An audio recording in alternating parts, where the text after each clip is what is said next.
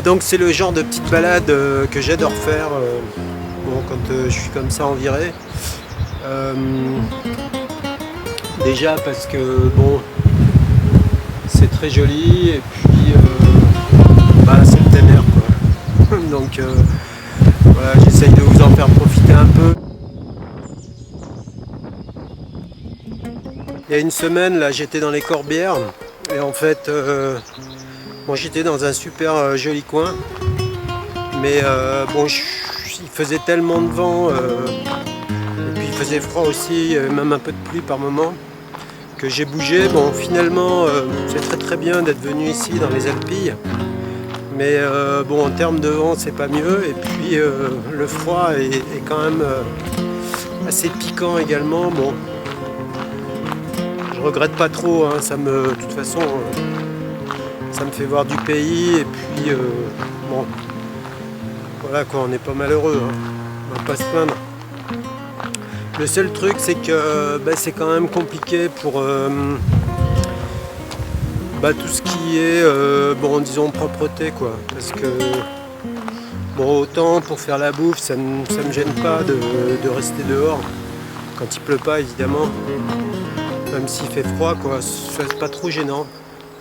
Mais par contre se laver là c'est un peu plus délicat parce que là j'ai vraiment besoin de la petite tente disons de douche que je vous ai montré, mais même avec ça coupe le vent, c'est clair, mais c'est quand même c'est quand même pas évident.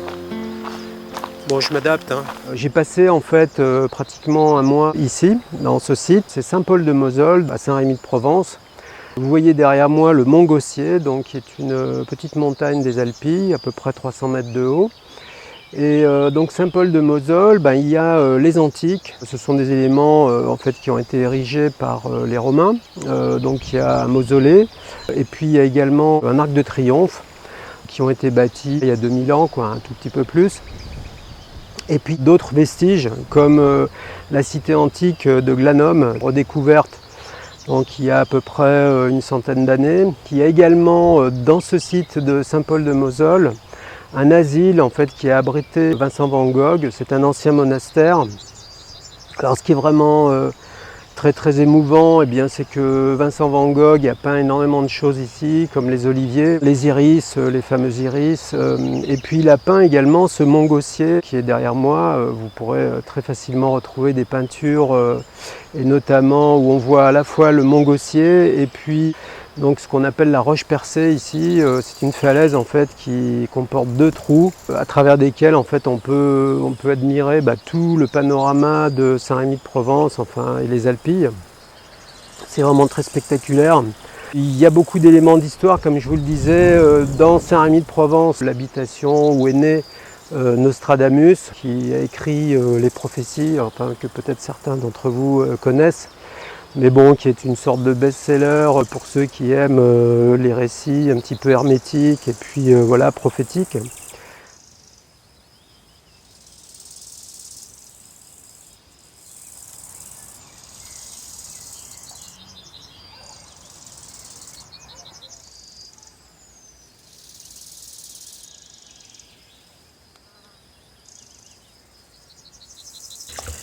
Il boit dans le cabestan.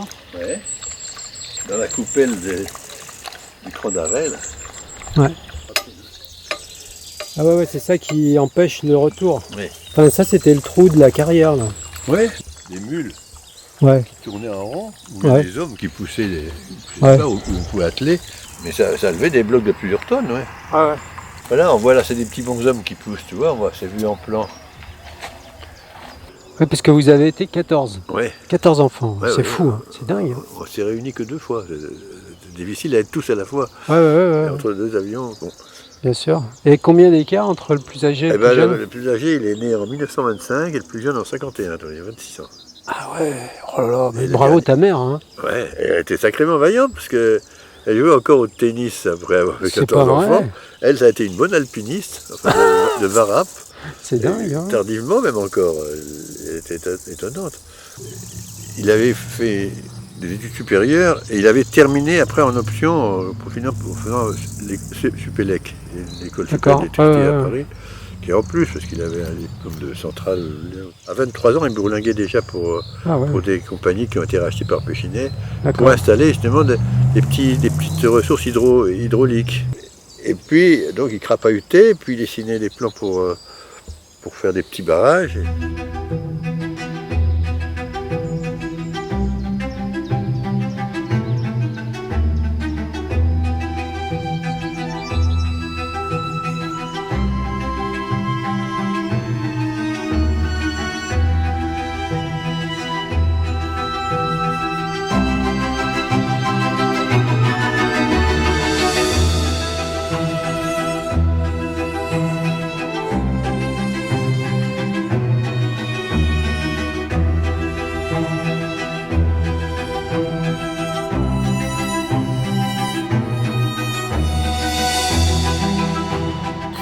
C'est au 6e siècle avant Jésus-Christ que les Phocéens sont venus. Alors on dit, c'est la légende, mais que le fils d'un des navigateurs principaux, du chef de l'expédition, a épousé une princesse qui était la fille du roi du coin. D'accord. Et donc ça a été une conquête pacifique. Ça fait longtemps, parce que Marseille est la plus vieille ville de France, parce qu'elle a plus de 2600 ans d'existence.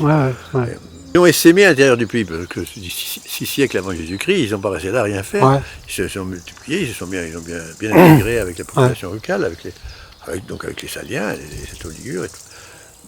Parce que c'est le coin, Aix n'est pas loin, Aix c'était Entremont, qui était la capitale des Saliens. D'accord. La ville principale est un très gros oppidum avec une ville assez importante. Il y a un truc qu'il faut que tu ailles voir, où on ira ensemble, c'est les meuneries de Barbegal.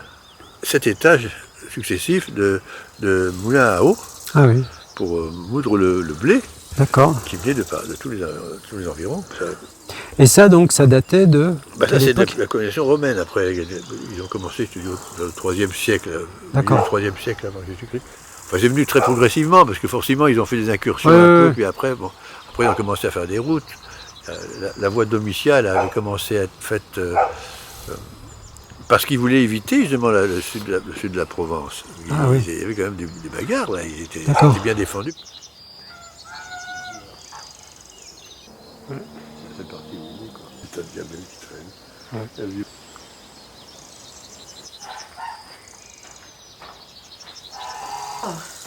On verra après s'il y a du monde. Et vous rouvrez cet été? Et ce qu'on appelle le potageux. Et là, c'est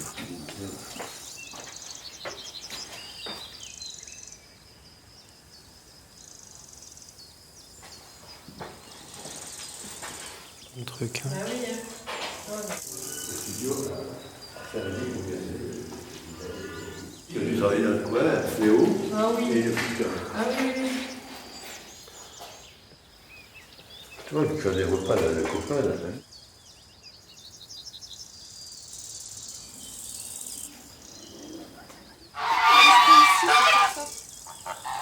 Je regarde, là, il va nous voir.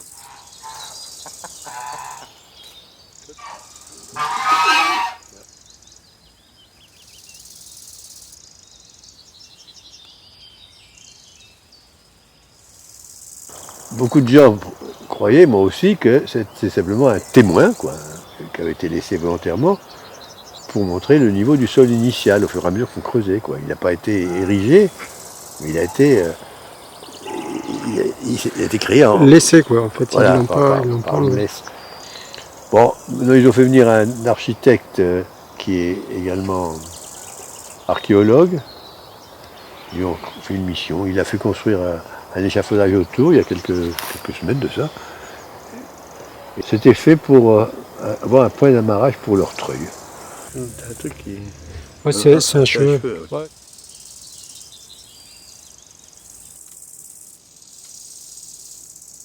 Durant mon séjour ici, un soir, j'ai vu ce guerrier partir dans la forêt. On était entre Saint-Rémy et les Baux-de-Provence. Le lendemain, je le vois revenir tranquille. Il avait passé sa nuit dans le Var. On a sympathisé, il s'appelle Yon, c'est un ancien légionnaire et il fait des études d'infirmier. Vraiment, on s'est régalé dans les sentiers, dans les vallons, le long des falaises. Il faut dire que les conditions étaient idéales, le ciel était avec nous. Yon m'a initié à sa passion, le bushcraft. C'est un ensemble de techniques pour profiter de la nature en laissant le moins possible de traces derrière nous. Alors il faut aimer se retrouver loin de tout, se maîtriser bien sûr, être en confiance pour profiter de la magie. Le soir, on a décidé de bivouaquer dans une grotte sur les hauteurs. La vue et les conditions étaient géniales. On a beaucoup parlé, bien sûr. Quelques jours plus tard, l'histoire de ces lieux ici dans les Alpilles, et puis cette rencontre, tout ça est ressorti.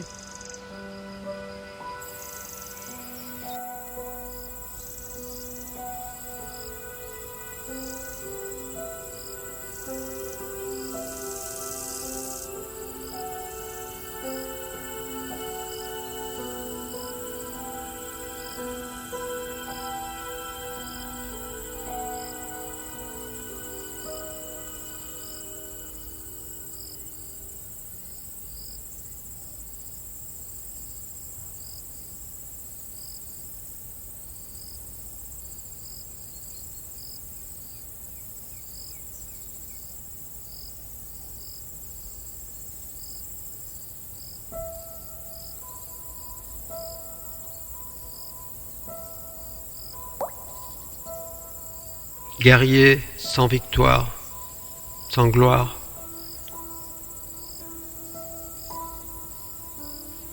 Venu parti tel un ange, cueillir des fleurs étranges, de pleurs et de sang mêlés. Et ta vie, brisez-la sur la plaine, ta peine, fixez-la dans la pierre, le cycle.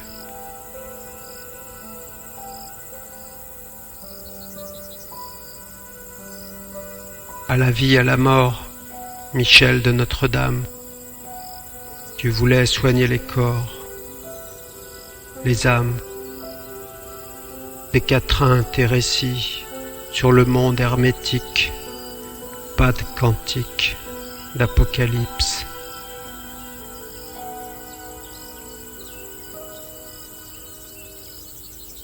Alors à l'aurore, faire monter les abeilles, sur les terres suspendues, butiner là-haut, pareil, pour les tribus du ciel, du miel.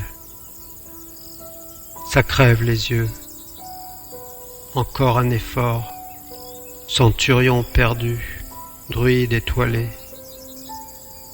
Trêve, trêve sans préavis, rêve.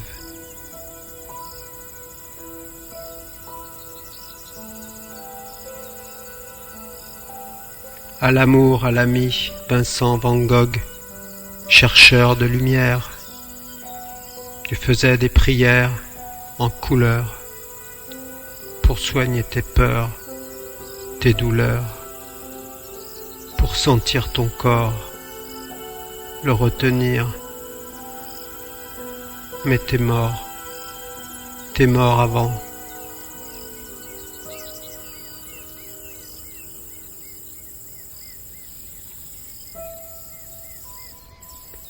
On va sans savoir où, la raison qui résonne, on n'aime pas. Nous, ce qui nous étonne, c'est de voir ça. C'est tout. On veut des fruits d'éclipse, du goût. Faut pas nous en vouloir. On sera cueillis aussi, au bout. Si vous voulez savoir, après tout, l'éternité, nous, on s'en fout.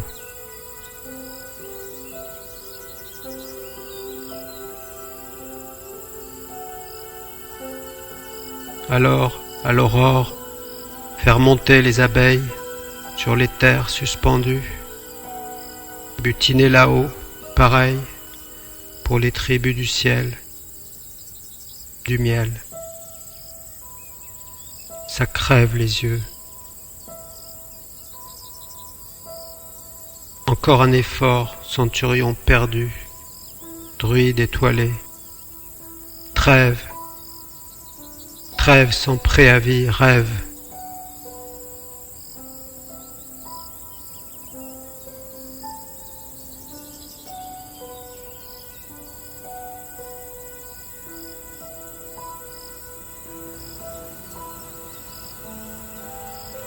Dans la roche percée, la grotte suspendue, la ville expire, clignote. Ça crève l'écran. Allez, un effort, centurion perdu, druide étoilé. Dire une formule aux rameaux qui brûlent. La ville soupire, des notes bleues. Ça crève les yeux.